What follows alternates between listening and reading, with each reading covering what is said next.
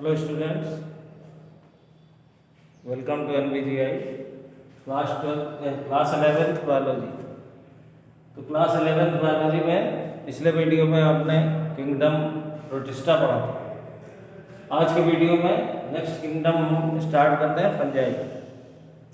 अब फंजाई को आप जानते हैं कि हिंदी में इनको कवक कहा जाता है। देखा भी होगा आपने, आजकल का जो सीजन है इनके लिए बहुत फेवरेबल, रेनी सीजन इनके लिए फेवरेबल होता है, क्योंकि ऐसे में बहुत सारे फंजाई हर जगह ग्रो कर जाते हैं।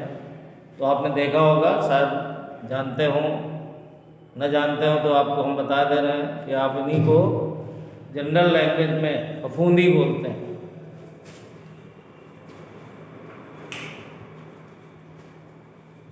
तो जिनको आप फफूंदी कहते हैं, आपने देखा होगा अक्सर घर में अचार बाहर निकला रखा रह जाए तो उसके ऊपर ये फफूंदी ग्रो कर जाती है। ब्रेड रखी हो, मॉइस्ट हो जाए तो वहाँ पर हो जाएगा।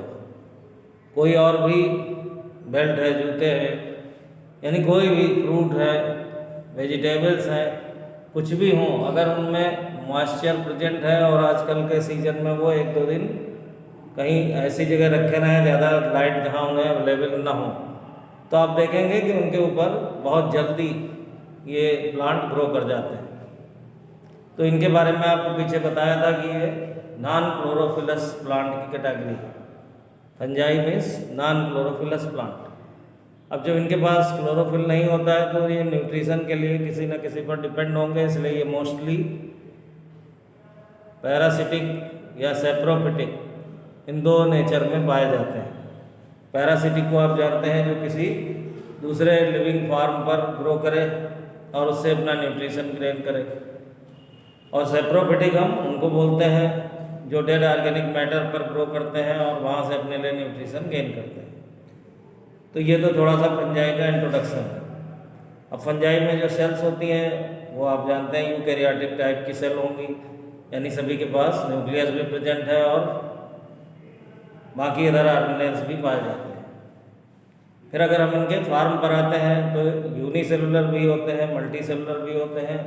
यूनिसेलुलर का एक एग्जाम्पल है ईस्ट। ईस्ट नामक जो फंजाई है वो यूनिसेलुलर है, और मल्टी सेलुलर में तो फिर बहुत सारे नाम हैं, अभी आप उनको पढ़ेंगे।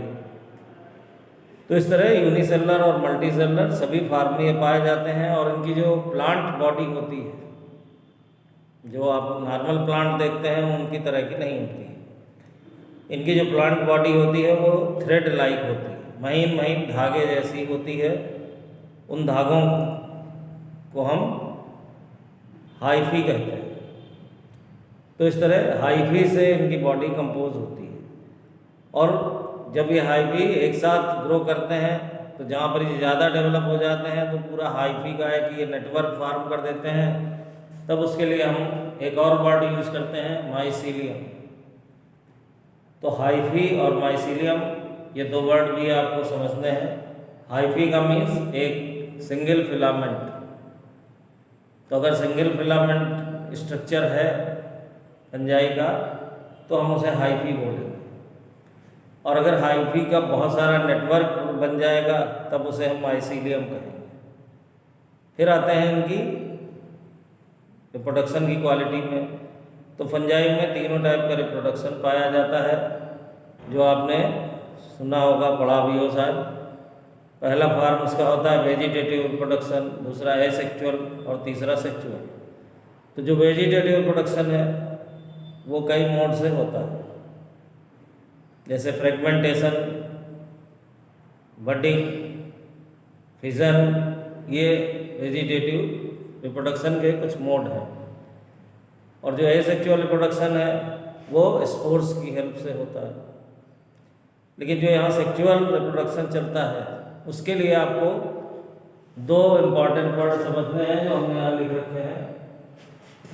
जब सेक्सुअल रिप्रोडक्शन होगा तो पहला प्रोसेस होता है प्लाज्मोगैमी। अभी प्लाज्मोगैमी क्या है?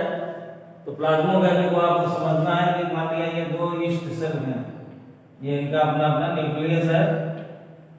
अब अगर ये दोनों ईस्ट सेल एक दूसरे के साथ फ्यूज होंगी, तो इस तरह फ्यूज होंगी, यानी इनके सेंटर की जो बॉडी वॉल है वो डिसॉल्व हो जाएगी और फिर इनके साइटोप्लाज्म की मिक्सिंग हो जाएगी।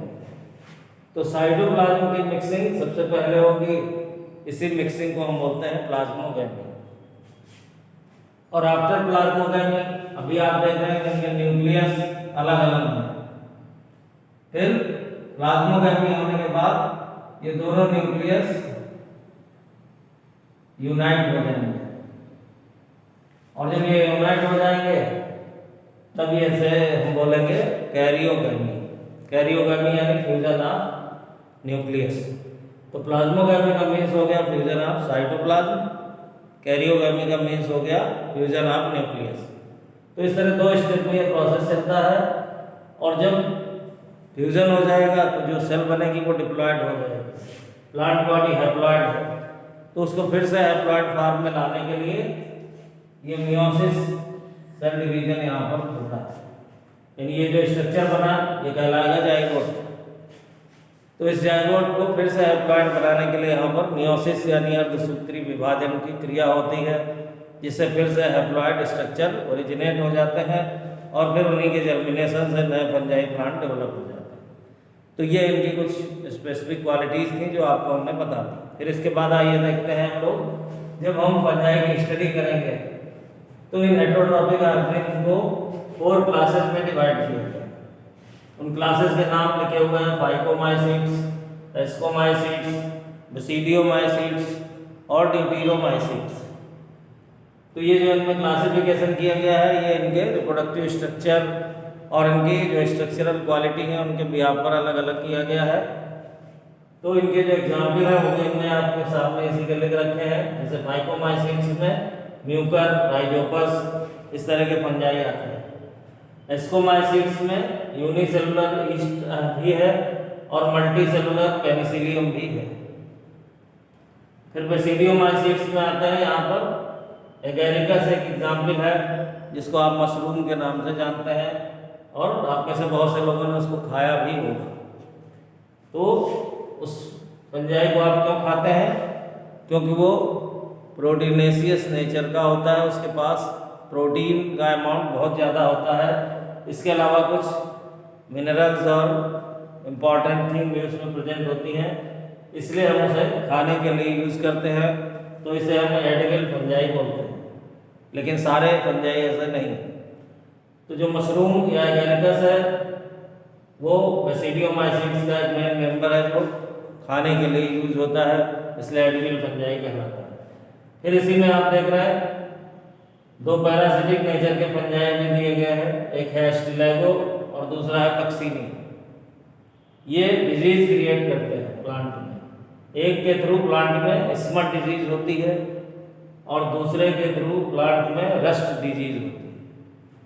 तो ये कक्सीनिया मेनली जो व्हीट प्लांट होते हैं, गेहूं के पौधे, उनके ऊपर अपनी साइकिल चलाता है और उनमें रस्ट डिजीज क्रिएट कर देता है।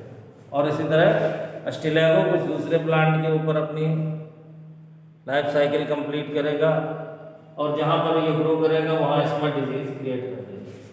इसके बाद जो हमारा 4th क्लास है ड्यूटेरोमाइसीट्स, इसमें 2 प्रमुख नाम यहाँ में लिखे हैं, अल्टरनेरिया और ट्राइकोडर्मा। ये भी पैरासिटिक नेचर के हैं और प्लांट्स पर ग्रो करके उनमें कई तरह की डिजीज क्रिएट करते हैं।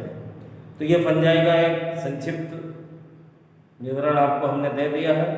बाकी डिटेल के लिए आप अपनी बुक देख सकें, नोट्स है उसको देखिए। जहाँ प्रॉब्लम हो लाइव क्लास में आके ज्वाइन करिए और उसको पूछिए। Thank you.